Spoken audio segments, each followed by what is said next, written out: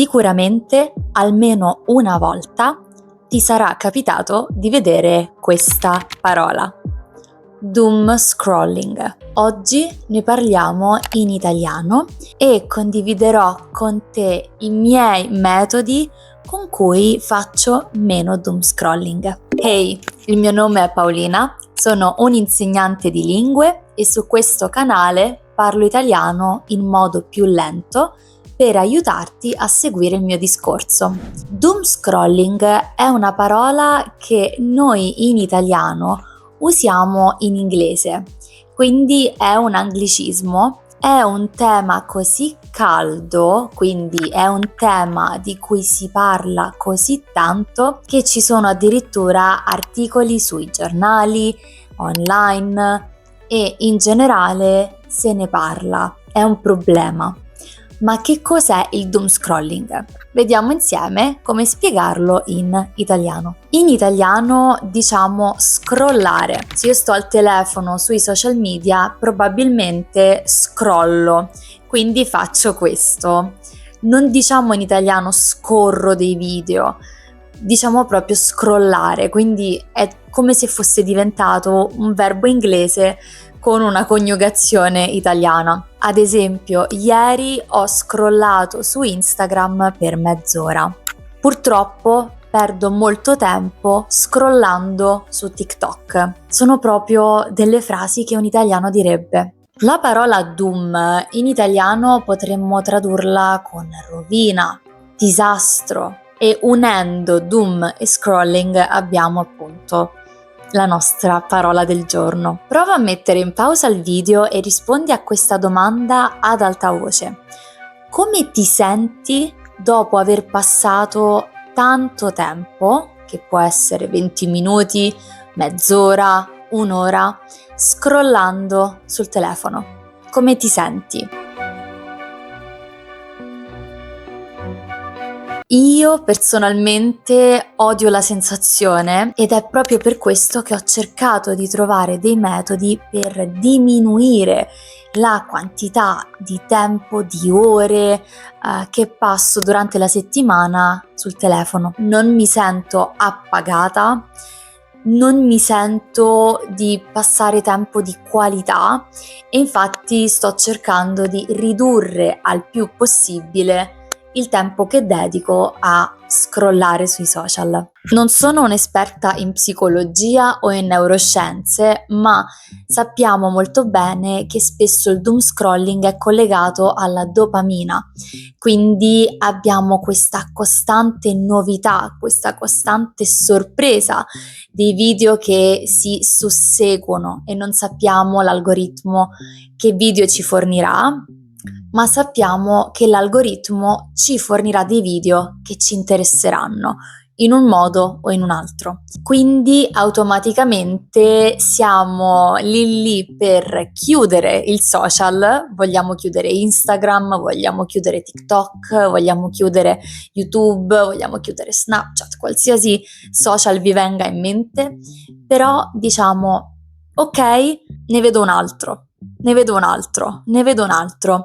e andiamo avanti per tanto tempo di solito. Questo, oltre a darci dopamina, perché abbiamo questi costanti picchi in cui vediamo un video di un gatto, vediamo un meme, ci divertiamo perché vediamo qualcosa di divertente, poi ci capita un reel un po' più filosofico, alla fine ci capita di passare tantissimo tempo, di solito ore al giorno. Io ho provato a ridurre il tempo in cui scrollo proprio per questo motivo, perché mi rendo conto che sul momento mi diverto, ho questa sensazione un po' di euforia anche, in cui vedo qualcosa che mi ispira, qualcosa che mi fa stare bene, e chiudendo il social è un po' come se fosse finito tutto lì e mi sento vuota,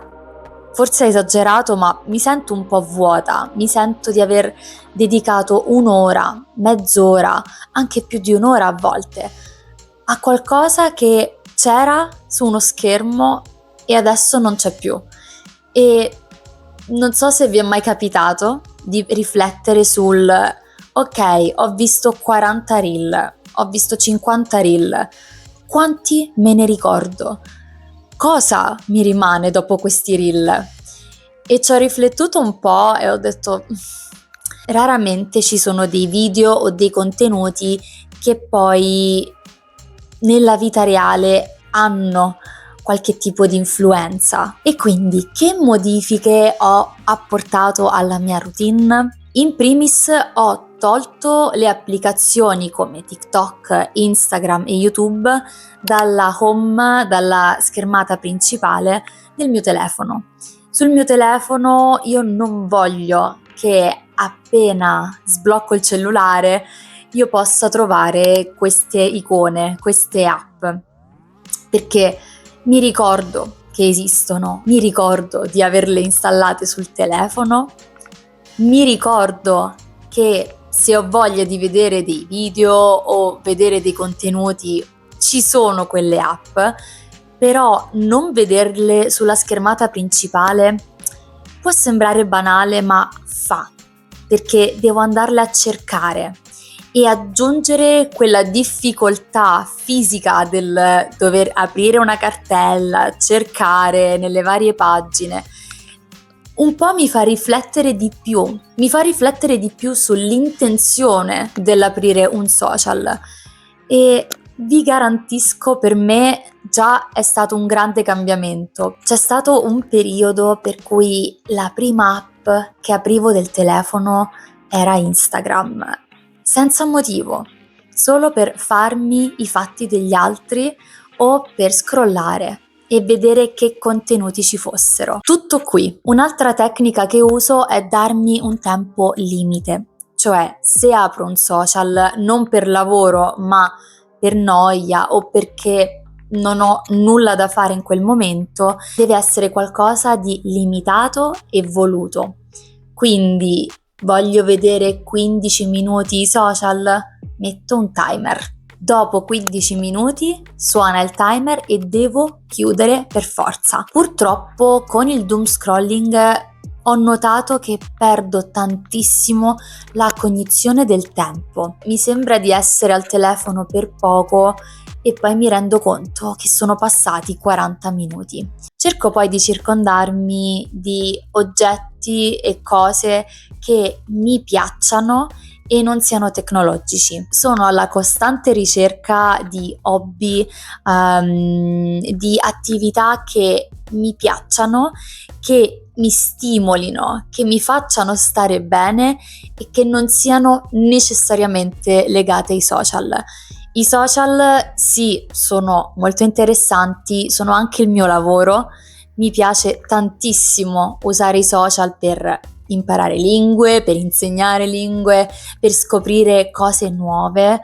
Mentirei se dicessi che i social non sono utili. Se posso leggo dei libri, se posso vado a fare una passeggiata al parco, se posso sui mezzi e non ho internet, ad esempio a Roma alla metro non sempre c'è internet, cerco di portarmi sempre una rivista o qualcosa da leggere in modo da non stare costantemente al telefono. Cerco poi sempre di riflettere sul discorso un po' chimico, un po' neuroscientifico della cosa. È un'abitudine e probabilmente anche una forma di dipendenza, quella di stare ogni giorno a passare del tempo e fare questo. Do un input al mio cervello, posso effettivamente togliere questa abitudine ed è semplicemente molto faticoso, soprattutto all'inizio,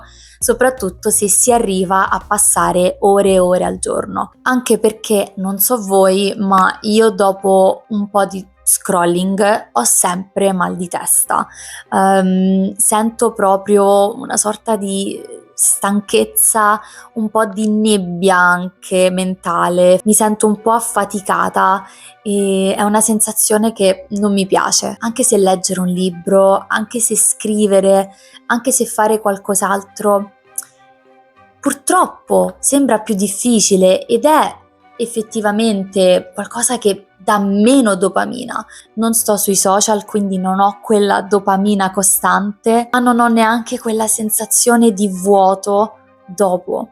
E invece quando leggo, quando vado a fare una passeggiata, quando preparo una nuova ricetta, ho un senso di gratificazione molto più intenso. Non è un picco, ma è molto più dilatato, quindi nel lungo termine è qualcosa che io personalmente preferisco. Adesso c'è proprio un trend, quindi una tendenza nel cercare di stare sempre meno al telefono. Prima cercavamo sempre di essere più tecnologici, più social, più collegati tra di noi tramite il digitale, e adesso invece vedo che molte persone vorrebbero fare un passo indietro. Penso che l'ambiente, penso che la consapevolezza facciano tantissimo. L'ambiente intendo ciò che ci circonda, quindi avere dei libri, avere dei quaderni e altri oggetti, altre cose che sono esterne al nostro telefono, al nostro smartphone, secondo me aiuta tantissimo. Fatemi sapere se anche per voi e per le persone che conoscete il doom scrolling è un problema. Se il video ti è piaciuto fammelo sapere, come sempre ti ringrazio. Se vuoi supportare il canale puoi abbonarti e noi come sempre ci vediamo nel prossimo video. Ciao!